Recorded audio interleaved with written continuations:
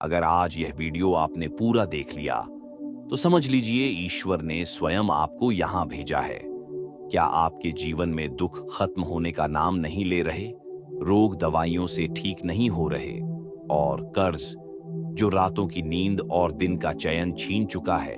तो ध्यान से सुनिए। ब्रह्म मुहूर्त की सिर्फ एक पुकार, जिसे जिसने सच्चे मन से कर लिया, उसके जीवन से दुख भाग गया, रोग टूट गया और कर्ज के रास्ते अपने आप खुलने लगे। आज इस वीडियो में मैं आपको कोई कहानी नहीं, कोई कल्पना नहीं, बल्कि शास्त्रों में छिपी वह दिव्य पुकार बताने जा रहा हूं, जो स्वयं ईश्वर तक सीधी पहुंच बनाती है। लेकिन यह वीडियो बीच में छोड़ा नहीं जाता, क्योंकि अंत में वह शब्द आने वाला है जो आपकी किस्मत की दिशा बदल सकता है। वीडियो शुरू करने से पहले अगर आप सच में चाहते हैं कि ईश्वर की कृपा आपके जीवन में आए, तो अभी चैनल को सब्सक्राइब कर लीजिए, क्योंकि यह चैनल आस्था नहीं, अनुभव बांटता है। ब्रह्म मुहूर्त क्या है और क्यों ईश्वर उसी समय सुनते हैं? ब्रह्म मुहूर्त रात और दिन के बीच का वह अद्भुत द्वार, जहां संसार सो रहा होता है और ईश्वर जाग रहे होते हैं। शास्त्र कहते हैं, जो मनुष्य ब्रह्म मुहूर्त में ईश्वर को पुकार ले, उसकी पुकार खाली नहीं जाती। यह समय होता है अहंकार के टूटने का, आत्मा के जागने का और भाग्य के पलटने का। आपने देखा होगा, दिन भर प्रार्थना करने पर भी मन अशांत रहता है, लेकिन ब्रह्म मुहूर्त में आंख खुलते ही मन अपने आप शांत हो जाता है। क्यों? क्योंकि उस समय नकारात्मक शक्तियां कमजोर होती हैं, देव शक्तियां सक्रिय होती हैं और मन सबसे पवित्र अवस्था में होता है।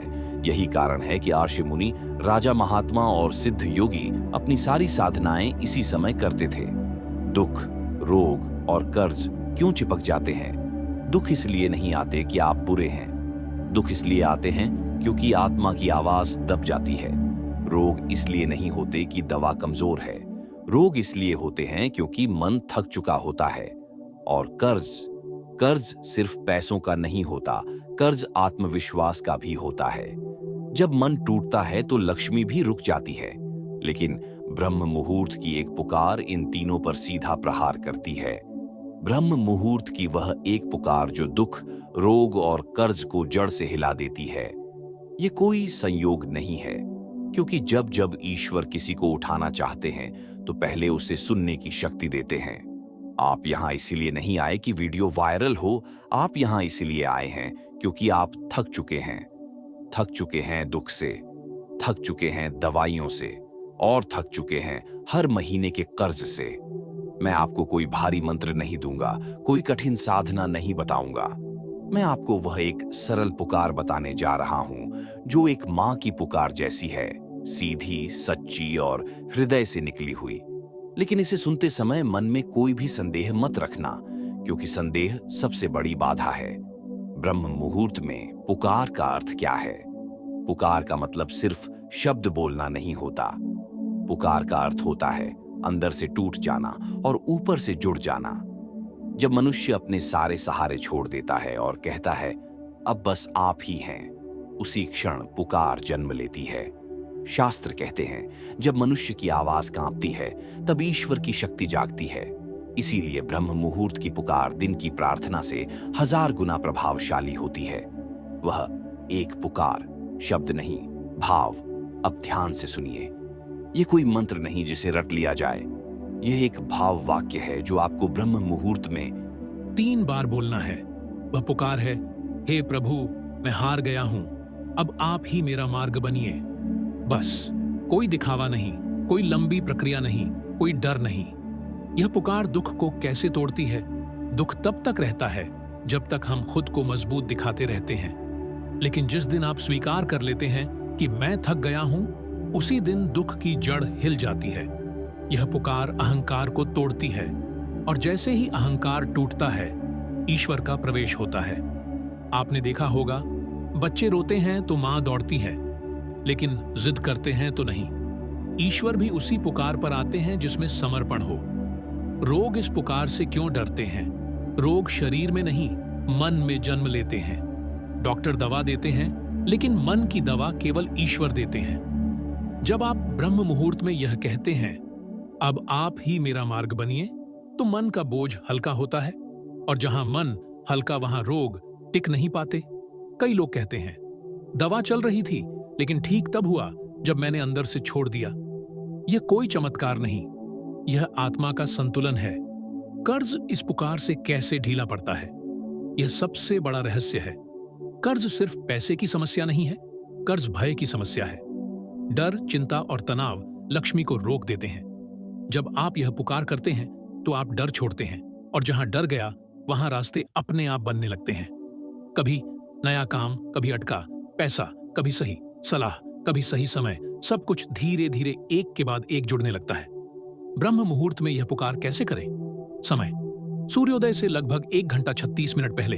विधि: उठते ही मोबाइल न देखें, चुपचाप बैठ जाइए, आंख बंद करें, 3 गहरी सांस लें और धीरे से बोलें, हे प्रभु, मैं हार गया हूं, अब आप ही मेरा मार्ग बनिए। इसे 3 बार बोलें। बस एक बहुत बड़ी गलती जो 90% लोग करते हैं। पुकार करने के बाद लोग तुरंत कहते हैं, अब कब होगा? अब भी नहीं हुआ, दूसरों का हो गया, मेरा नहीं। यहीं पर सारी शक्ति रुक जाती है। पुकार के बाद विश्वास चाहिए, तारीख नहीं। 21 दिन का नियम बहुत जरूरी। अगर आप 21 दिन तक लगातार बिना सवाल किए यह पुकार करते हैं तो 3 चीजों में स्पष्ट बदलाव दिखेगा। मन हल्का, नींद गहरी, रास्ते स्पष्ट, और यहीं से जीवन बदलना शुरू होता है। अब सवाल यह है, क्या हर कोई इस पुकार के योग्य है? नहीं। मैं बताने वाला हूं किन लोगों की पुकार नहीं सुनी जाती, कौन सी आदत ईश्वर को रोक देती है, और कैसे आप अपनी पुकार को 100 गुना शक्तिशाली बना सकते हैं। अगर आपने यहां तक सुना है तो यह वीडियो आपको मिला नहीं है, आपको दिया गया है। क्यों कुछ लोगों की पुकार नहीं सुनी जाती, और कैसे आपकी पुकार 100 गुना शक्तिशाली बने? अगर ईश्वर सबकी सुनते हैं तो फिर सवाल यह है, कुछ लोगों की जिंदगी क्यों बदल जाती है और कुछ लोग सालों प्रार्थना करने के बाद भी वहीं के वहीं क्यों रह जाते हैं? क्या ईश्वर पक्षपाती है, या हमसे ही कोई ऐसी गलती हो जाती है जो हमारी पुकार को वापस लौटा देती है? मैं वह बातें बताने जा रहा हूं जो आमतौर पर कोई नहीं बताता। कारण 1, दिखावे की पुकार। बहुत से लोग पुकार करते समय भी दूसरों को दिखाना चाहते हैं। ऊंची आवाज, भारी शब्द, लंबे मंत्र, लेकिन ईश्वर शब्द नहीं सुनते, भाव सुनते हैं। दिखावे की पुकार होंठों से निकलती है, हृदय से नहीं, और जो हृदय से नहीं निकलती वह ऊपर तक नहीं पहुंचती। याद रखिए, ईश्वर को प्रभावित नहीं किया जाता, ईश्वर को सौंपा जाता है। कारण 2, मैं भी कर लूं, शायद काम आ जाए। यह सबसे खतरनाक सोच है। जब आप पुकार करते हैं लेकिन भीतर यह सोच रखते हैं, चलो करके देख लेते हैं, तो आप दरअसल ईश्वर पर नहीं, अपने संदेह पर भरोसा कर रहे होते हैं। पुकार तब काम करती है जब भीतर यह भाव हो, अब इसके अलावा मेरे पास कोई रास्ता नहीं। यही भाव पुकार को सच्चा बनाता है। कारण 3, पुकार के बाद भी शिकायत। यह बहुत सूक्ष्म गलती है। लोग सुबह ब्रह्म मुहूर्त में पुकार करते हैं और दिन में कहते हैं, मेरी किस्मत ही खराब है, मेरे साथ ही ऐसा क्यों, कुछ नहीं बदलने वाला। ध्यान दीजिए, यह शब्द आपकी ही पुकार को काट देते हैं। ईश्वर कहते हैं, तुमने मुझे सौंपा नहीं, तुमने बस बोला था। अब प्रश्न, पुकार को शक्तिशाली कैसे बनाएं? अब ध्यान से सुनिए, ये 5 सूत्र अगर जीवन में आ गए तो आपकी पुकार 100 गुना प्रभावी हो जाएगी। सूत्र 1, मैं सही हूं। छोड़ दीजिए। जब तक आप खुद को सही मानते रहेंगे, ईश्वर को सुधारने की जगह नहीं मिलेगी। ब्रह्म मुहूर्त में पुकार करते समय मन में यह स्वीकार करें, मुझसे गलतियां हुई हैं, मुझे नहीं पता अब क्या सही है। यही स्वीकार ईश्वर का द्वार खोलता है। सूत्र 2, पुकार के बाद, मौन पुकार करने के बाद कम से कम 2 मिनट चुप बैठिए। कुछ मत मांगिए, कुछ मत सोचिए, बस शांति, क्योंकि ईश्वर का उत्तर शब्दों में नहीं, शांति में आता है। सूत्र 3, दिन में 1 बार धन्यवाद, चाहे कुछ बदला हो या नहीं, दिन में 1 बार बस इतना कह दीजिए, जो भी है उसके लिए धन्यवाद। यह वाक्य आपकी ऊर्जा बदल देता है, और जहां ऊर्जा बदली वहां परिस्थिति भी बदलेगी। सूत्र 4, किसी एक को सहारा दीजिए। ईश्वर कहते हैं, जो मेरे बच्चों को उठाता है मैं उसे उठाता हूं। किसी एक व्यक्ति की मदद पैसे से नहीं, भाव से कीजिए। यही कर्म आपकी पुकार को वजन देता है। सूत्र 5, 21 दिन तक परिणाम मत मांगिए। यह सबसे कठिन लेकिन सबसे जरूरी नियम है। 21 दिन तक यह मत पूछिए कब होगा, कैसे होगा, कितना होगा। बस पुकार कीजिए और चलते रहिए। जब आप परिणाम छोड़ देते हैं तभी परिणाम आता है। एक सच्ची अनुभूति एक व्यक्ति था जिस पर कर्ज था, रोग था और घर में कलह थी। उसने कुछ नहीं मांगा, बस रोज ब्रह्म मुहूर्त में इतना ही बोला, हे प्रभु, मुझे नहीं पता क्या सही है, अब आप ही संभालिए। 21 दिन बाद न कर्ज खत्म हुआ न बीमारी गई, लेकिन 22वें दिन उसका मन बदल गया। और जब मन बदला तो फैसले बदले, रास्ते बदले और आज उसका जीवन बदल चुका है। बदलाव पहले भीतर आता है, बाहर बाद में। रोग क्यों जन्म लेते हैं और ब्रह्म मुहूर्त की पुकार कैसे उन्हें जड़ से कमजोर कर देती है? अगर शरीर बीमार है तो लोग डॉक्टर के पास जाते हैं, लेकिन अगर मन बीमार है तो लोग चुप हो जाते हैं। आज के समय में 90% रोग शरीर से नहीं, मन से शुरू होते हैं। और यही कारण है कि दवा चलती रहती है, लेकिन रोग जड़ से खत्म नहीं होता। मैं कोई डराने वाली बात नहीं करूंगा, मैं आपको समझाने वाली सच्चाई बताऊंगा। यह वीडियो बीच में छोड़ा नहीं जाता, क्योंकि अंत में वह कारण आएगा जिसे समझते ही आप अपने रोग को नए दृष्टिकोण से देखने लगेंगे। रोग का वास्तविक जन्म कहां होता है? शास्त्र कहते हैं, जैसा मन वैसा तन। जब मन में लगातार चिंता दबा हुआ डर, पुराना दुख या अपराध बोध जमा हो जाता है तो वह धीरे धीरे शरीर के किसी एक हिस्से को कमजोर करने लगता है। वही जगह रोग का घर बन जाती है। इसीलिए दो लोग एक जैसी बीमारी में भी अलग अलग तरह से ठीक होते हैं। ब्रह्म मुहूर्त की पुकार रोग पर कैसे असर करती है? ब्रह्म मुहूर्त में मन सबसे शांत अवस्था में होता है। उस समय आपका अवचेतन मन खुला होता है। जब आप कहते हैं, हे प्रभु, अब आप ही मेरा मार्ग बनिए, तो आप भीतर से लड़ना बंद करते हैं। और याद रखिए, जहां लड़ाई खत्म होती है वहीं उपचार शुरू होता है। एक बड़ी गलतफहमी जिससे लोग डर जाते हैं। कुछ लोग कहते हैं, अगर सब ईश्वर पर छोड़ दिया तो इलाज छोड़ देना चाहिए। नहीं, यह सबसे बड़ा भ्रम है। ईश्वर ने डॉक्टर को भी आपके लिए ही बनाया है। पुकार का अर्थ है इलाज के साथ साथ डर छोड़ देना। जब डर जाता है तो दवा का असर दोगुना हो जाता है। रोग के 3 स्तर। एक पहला स्तर, शरीर जहां दवा काम करती है। 2 दूसरा स्तर, मन जहां भरोसा काम करता है। 3 तीसरा स्तर, आत्मा जहां समर्पण काम करता है। ब्रह्म मुहूर्त की पुकार तीनों स्तरों को एक साथ छूती है। इसीलिए यह पुकार धीरे लेकिन गहराई से रोग को कमजोर करती है। भावनात्मक कथा। एक महिला थी, सालों से बीमार। दवाइयां चल रही थीं, लेकिन राहत नहीं। किसी ने उसे यह पुकार बताई। उसने कोई चमत्कार नहीं मांगा, बस रोज कहा, हे प्रभु, अब आप ही संभालिए। पहले 10 दिन कुछ नहीं हुआ। 15वें दिन उसने महसूस किया डर कम हो गया है। 30वें दिन डॉक्टर ने कहा रिपोर्ट बेहतर है। और 60वें दिन वह फिर से मुस्कुराने लगी। रोग पहले डर से टूटता है, बाद में शरीर से। रोग में रहते हुए क्या ना करें? रोग को कोसना, खुद को दोष देना, दूसरों से तुलना, हर समय रिपोर्ट देखना, यह सब रोग को ताकत देता है। रोग में रहते हुए क्या करें? ब्रह्म मुहूर्त में पुकार, दिन में एक बार धन्यवाद, शरीर की सुनना, मन को दोष मुक्त रखना, इतना ही काफी है ईश्वर को काम करने देने के लिए। अब सबसे बड़ा प्रश्न, क्या कर्ज भी इसी तरह मन से जुड़ा हुआ है? और क्या ब्रह्म मुहूर्त की पुकार कर्ज की गांठ को भी खोल सकती है? कर्ज क्यों चिपकता है? लक्ष्मी क्यों रुक जाती है? और वह एक मानसिक बदलाव जो कर्ज की दिशा मोड़ देता है, कर्ज क्यों पीछा नहीं छोड़ता? और ब्रह्म मुहूर्त की पुकार कैसे लक्ष्मी का मार्ग खोलती है? अगर कर्ज सिर्फ पैसे की समस्या होती तो मेहनती लोग सबसे पहले मुक्त हो जाते। लेकिन आपने देखा होगा, कोई मेहनत करता है फिर भी कर्ज बढ़ता जाता है, और कोई साधारण सा व्यक्ति धीरे धीरे संभल जाता है। क्यों? क्योंकि कर्ज सिर्फ जेब में नहीं, मन में बैठ जाता है। मैं आपको डराने नहीं समझाने आया हूं। उन लोगों के लिए है जो हर महीने नया रास्ता खोजते हैं और हर महीने और गहरे फंसते चले जाते हैं। कर्ज का असली जन्म कहां होता है? कर्ज तब शुरू नहीं होता जब आपने पैसे उधार लिए। कर्ज शुरू होता है उस दिन जब आपने यह मान लिया, मेरे हालात कभी नहीं बदलेंगे। यह सोच मन में एक गांठ बना देती है और जहां गांठ वहां रास्ता बंद। लक्ष्मी रास्ता देखकर आती हैं, भीड़ देखकर नहीं। कर्ज और डर का गहरा संबंध। जब मन में भविष्य का डर, अपमान का भय, असफलता की चिंता घर कर लेती है तो निर्णय गलत होने लगते हैं। गलत निर्णय कर्ज को बढ़ाते हैं और बढ़ा हुआ कर्ज डर को और गहरा करता है। यह एक चक्र है जिसे तोड़ना बहुत जरूरी है। ब्रह्म मुहूर्त की पुकार इस चक्र को कैसे तोड़ती है? जब आप ब्रह्म मुहूर्त में कहते हैं, हे प्रभु, अब आप ही मेरा मार्ग बनिए, तो आप यह स्वीकार करते हैं कि अब तक के सभी रास्ते आपके नहीं थे। यही स्वीकार ईश्वर को हस्तक्षेप करने का अधिकार देता है।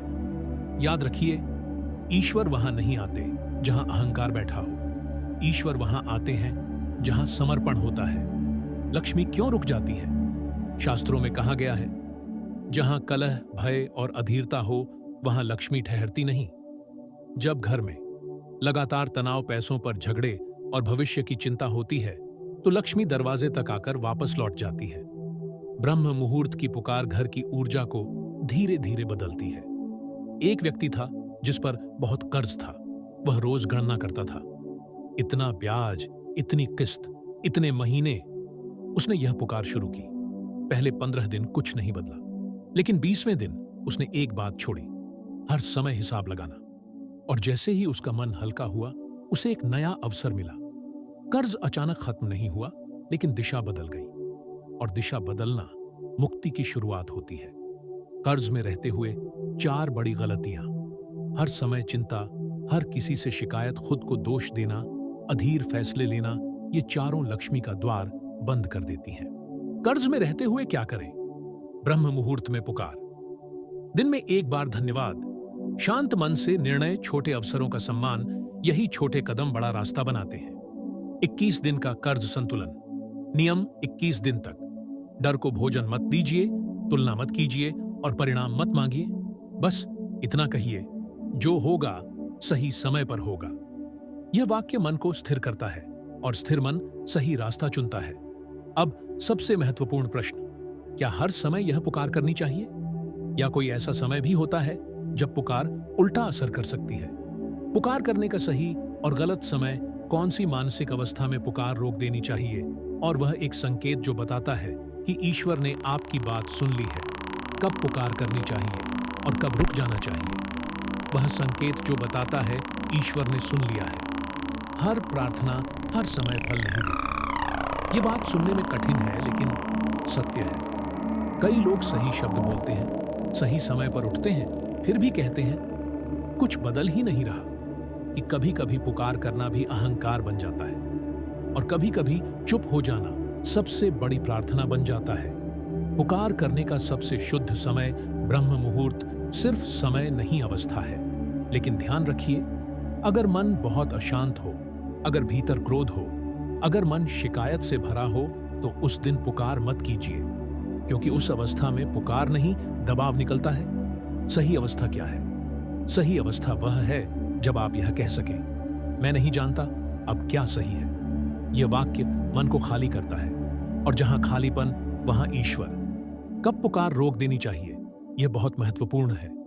अगर पुकार करते समय मन भारी हो जाए, बार बार परिणाम की चिंता आए, या भीतर चिड़चिड़ापन बढ़े, तो समझ लीजिए उस दिन पुकार रोक देना चाहिए। उस दिन बस इतना कह दीजिए, आज मैं चुप हूं। यह भी एक पूर्ण प्रार्थना है। मौन की शक्ति बहुत गहरा रहस्य। शास्त्र कहते हैं ईश्वर शब्दों से नहीं, मौन से बोलते हैं। कभी कभी ईश्वर उत्तर दे चुके होते हैं, लेकिन हम शोर मचाते रहते हैं। इसीलिए पुकार के बाद मौन जरूरी है। वह संकेत कि ईश्वर ने सुन लिया है। अब ध्यान से सुनिए, यह सबसे सुंदर हिस्सा है। जब आपकी पुकार स्वीकार हो जाती है तो ये संकेत दिखने लगते हैं। एक, मन बिना कारण शांत होने लगता है। 2, डर धीरे धीरे कम होता है। 3, नींद गहरी होने लगती है। 4, निर्णय स्पष्ट लगने लगते हैं। 5, छोटी छोटी बातें आशा देने लगती हैं। याद रखिए, चमत्कार सबसे पहले मन में होता है। एक छोटी लेकिन सच्ची कथा। एक व्यक्ति रोज पुकार करता था, लेकिन बेचैन रहता था। एक दिन उसने पुकार छोड़ दी और बस चुप बैठा। उस दिन उसने पहली बार अंदर से आवाज सुनी, डर मत। यही आवाज उसके लिए सबसे बड़ा उत्तर थी। एक बड़ी भूल जो लोग करते हैं, लोग संकेत मिलने के बाद भी फिर कहते हैं अब पूरा चमत्कार दिखाओ। यही मांग प्रक्रिया को रोक देती है। ईश्वर कहते हैं, मैंने रास्ता दिखाया, अब चलना तुम्हें है। सही तरीका पुकार। जब मन खाली हो, मौन। पुकार के बाद विश्वास, दिन भर धैर्य। 21 दिन इतना ही काफी है भाग्य को धीरे धीरे मुड़ने देने के लिए। क्या हर व्यक्ति इस पुकार को एक ही तरह से करे, या उम्र, स्थिति और समस्या के अनुसार पुकार बदलती है? किन लोगों को पुकार अलग तरह से करनी चाहिए? कौन सी आदत पुकार को निष्फल कर देती है? और वह एक संकल्प जो पुकार को स्थायी बना देता है। हर व्यक्ति के लिए पुकार एक जैसी नहीं होती। अपनी अवस्था के अनुसार पुकार कैसे बदलें? क्या आपने कभी सोचा है कि एक ही प्रार्थना किसी के जीवन में चमत्कार कर देती है और किसी के लिए सिर्फ शब्द बनकर रह जाती है? कारण बहुत सरल है। हर आत्मा की अवस्था अलग होती है, हर जीवन की परीक्षा अलग होती है, और इसीलिए हर व्यक्ति की पुकार भी अलग होनी चाहिए। मैं आपको यह सिखाने वाला हूं कि आप अपनी स्थिति के अनुसार पुकार को कैसे ढालें ताकि वह सीधे आपके जीवन को छू सके। एक, जिनके जीवन में भय ज्यादा है, अगर आपके मन में भविष्य का डर, असुरक्षा, अकेलेपन की भावना ज्यादा रहती है तो आपकी पुकार बहुत सरल होनी चाहिए। आपकी पुकार, हे प्रभु मुझे संभालिए, मैं डर गया हूं, बस इतना। डर में लंबे शब्द नहीं सहारा चाहिए। 2, जो बहुत ज्यादा जिम्मेदारियों में दबे हैं, अगर आप परिवार का बोझ उठाए हैं, सबकी चिंता करते हैं, खुद को भूल चुके हैं, तो आपकी पुकार होनी चाहिए। आपकी पुकार, हे प्रभु मुझे सही निर्णय दीजिए, मैं थक गया हूं। यह पुकार मन को हल्का करती है और निर्णयों को स्पष्ट। 3, जो रोग से जूझ रहे हैं, अगर शरीर कमजोर है और मन डरा हुआ, तो बीमारी से लड़ने की नहीं, स्वीकार करने की पुकार करें। आपकी पुकार, हे प्रभु मेरे मन को शांत कीजिए, शरीर आप संभाल लेंगे। यह वाक्य डर को कम करता है और उपचार को सहज बनाता है। 4, जो कर्ज या आर्थिक तनाव में है, अगर हर समय पैसों की चिंता रहती है, तो आपकी पुकार हो, आपकी पुकार, हे प्रभु मुझे सही रास्ता दिखाइए, मैं जल्दबाजी नहीं करूंगा। यह पुकार गलत फैसलों को रोकती है और सही अवसरों को पहचानने की शक्ति देती है। 5, जो सब कुछ होने के बाद भी खाली महसूस करते हैं, अगर आपके पास काम है, परिवार है, साधन है, फिर भी मन खाली, तो आपकी पुकार होनी चाहिए। आपकी पुकार, हे प्रभु मुझे भीतर से जोड़ दीजिए। यह पुकार आत्मा को उसके स्रोत से जोड़ती है। एक बहुत बड़ी भूल जो 80% लोग करते हैं, लोग दूसरों की पुकार जैसे कि तैसी अपना लेते हैं। याद रखिए, ईश्वर से तुलना नहीं, संवाद चाहिए। आपकी पुकार आपकी होनी चाहिए, उधार की नहीं। पुकार बदलने का सही समय, अगर मन भारी हो, शब्द बोझ लगे, पुकार करते हुए थकान हो, तो समझ जाइए पुकार बदलने का समय आ गया है।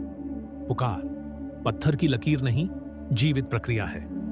एक अनुभव, एक व्यक्ति हर दिन वही शब्द बोलता था, लेकिन मन खाली रहता था। एक दिन उसने बस इतना कहा, आज मेरे पास कोई शब्द नहीं है। उसी दिन उसने सबसे गहरी शांति महसूस की। कभी कभी शब्दों का रुक जाना सबसे सच्ची पुकार होती है। अब अंतिम प्रश्न, क्या पुकार के साथ कोई संकल्प भी जरूरी है? और क्या बिना संकल्प के पुकार अधूरी रह जाती है? वह एक संकल्प जो पुकार को स्थायी बनाता है। 21 दिन की पूरी साधना, सरल लेकिन गहरी, और वह नियम जिससे जीवन में धीरे धीरे स्थिरता आती है। वह एक संकल्प जो पुकार को स्थायी बना देता है।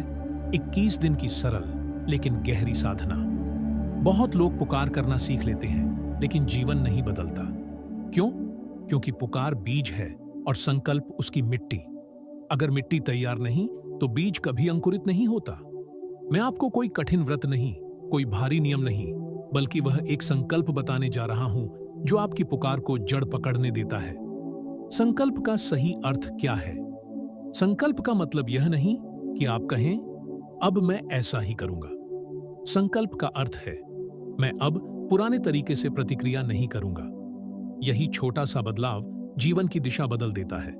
वह एक संकल्प, ध्यान से सुनिए, ब्रह्म मुहूर्त की पुकार के साथ आपको सिर्फ यह संकल्प जोड़ना है, आज जो भी हो मैं डर से नहीं, विश्वास से प्रतिक्रिया दूंगा। बस, कोई और वाक्य नहीं, कोई और शर्त नहीं। यह संकल्प इतना शक्तिशाली क्यों है? क्योंकि दुख डर से बढ़ता है, रोग डर से जड़ पकड़ता है, कर्ज डर से उलझता है। और जब आप डर से प्रतिक्रिया करना छोड़ देते हैं तो आधी समस्या वहीं खत्म हो जाती है। ईश्वर कहते हैं, तुम डर छोड़ो, मैं रास्ता दिखाऊंगा। 21 दिन की पूरी साधना, बहुत सरल। सुबह ब्रह्म मुहूर्त, चुपचाप बैठें, अपनी पुकार बोलें, फिर संकल्प दोहराएं। 2 मिनट मौन, दिन में जब भी डर आए बस याद करें, आज डर से नहीं, विश्वास से। रात को सोने से पहले मन में कहें, आज जितना हुआ उतना पर्याप्त था, और सो जाए। 21 दिन में क्या नहीं करना है? परिणाम की गिनती, दूसरों से तुलना, बार बार अपनी कहानी दोहराना, हर बात पर शिकायत, ये 4 चीजें साधना की जड़ काट देती हैं। 21 दिन में क्या होना शुरू होगा? धीरे धीरे 1 मन हल्का, 2 डर कम, 3 निर्णय साफ, 4 नींद गहरी, 5 रिश्तों में नरमी ध्यान रखें। पहले मन बदलता है, फिर जीवन। एक छोटी लेकिन सच्ची घटना, एक व्यक्ति ने कहा, मेरी समस्या नहीं बदली, लेकिन मैं बदल गया। और यही बदलाव उसकी सबसे बड़ी जीत थी। कुछ महीनों बाद वही समस्या खुद रास्ते से हट गई। जीवन आपके अंदर की स्थिति देखकर बाहर की स्थिति बदलता है। अब सबसे सुंदर हिस्सा अब भी बाकी है। क्या इस पुकार और संकल्प से वास्तविक जीवन में कोई अनुभव हुए हैं? क्या सच में लोगों का जीवन बदला है? मैं साझा करने वाला हूं सच्ची अनुभूति कथाएं, छोटे लेकिन गहरे चमत्कार, और वह संकेत जिससे आप जान सकेंगे कि आपकी साधना जड़ पकड़ चुकी है। सच्ची अनुभूति कथाएं, जब पुकार शब्द नहीं जीवन बन गई। कुछ बातें समझाई नहीं जाती, वे महसूस की जाती हैं। और कुछ अनुभव कभी मंच से नहीं बोले जाते, वे आंखों की नमी में खुद प्रकट हो जाते हैं। मैं आपको कोई घड़ी हुई कहानी नहीं, कोई चमत्कार बेचने नहीं, बल्कि वह सच्चे अनुभव बताने जा रहा हूं जो तब घटे जब लोगों ने ईश्वर को मजबूरी में नहीं, समर्पण में पुकारा। अगर आपका मन थोड़ा भी भारी है तो यह भाग आपके लिए है। अनुभूति 1। समस्या वही थी, मैं बदल चुका था। एक व्यक्ति लगातार कर्ज में डूबा था। हर सुबह उठते ही हिसाब लगाता और हर रात चिंता में सोता। उसने ब्रह्म मुहूर्त की पुकार और 21 का संकल्प शुरू किया।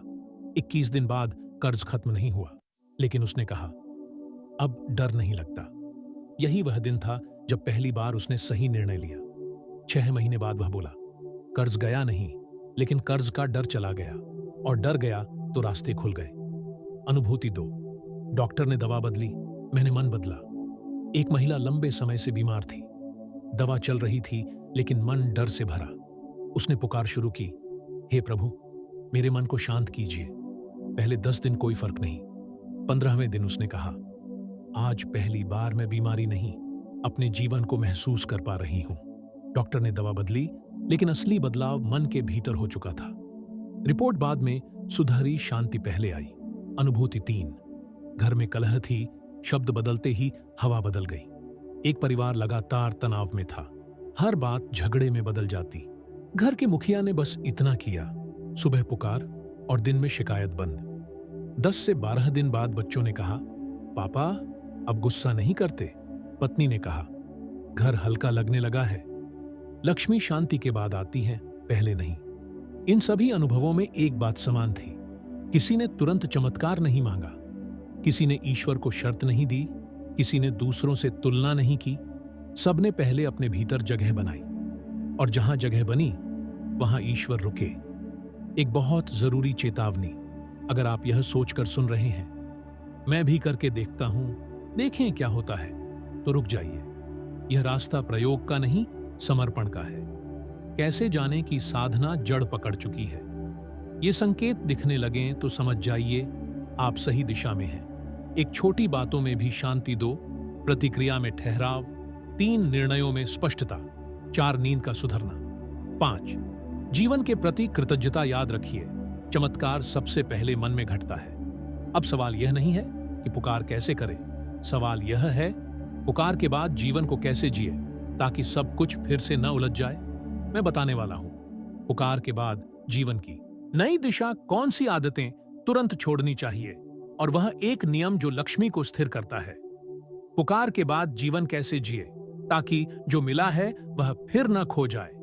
बहुत लोग ईश्वर से जुड़ते हैं लेकिन टिक नहीं पाते। क्यों? क्योंकि वे चाहते हैं कि जीवन बदले, लेकिन वे जीने का तरीका नहीं बदलते। याद रखिए, पुकार रास्ता खोलती है, लेकिन चलना आपको ही होता है। आज मैं आपको यह बताने जा रहा हूं कि जब ईश्वर ने आपकी पुकार सुन ली हो तो जीवन को किस दिशा में मोड़ना है ताकि फिर पुरानी उलझन वापस न आए। पहला नियम, पुरानी आदतों से सावधान। सबसे पहले यह समझिए, ईश्वर आपको नई रोशनी देते हैं, लेकिन आप अगर पुराने अंधेरे में वापस चले जाएं तो दोष ईश्वर का नहीं होता। पुकार के बाद इन आदतों से विशेष दूरी बनाए।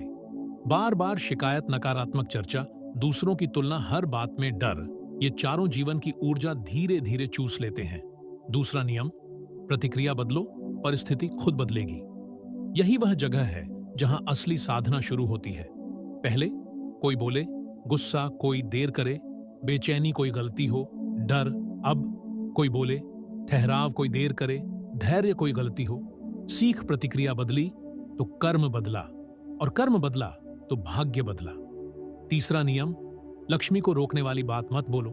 बहुत ध्यान दीजिए, कुछ वाक्य लक्ष्मी को दरवाजे से लौटा देते हैं।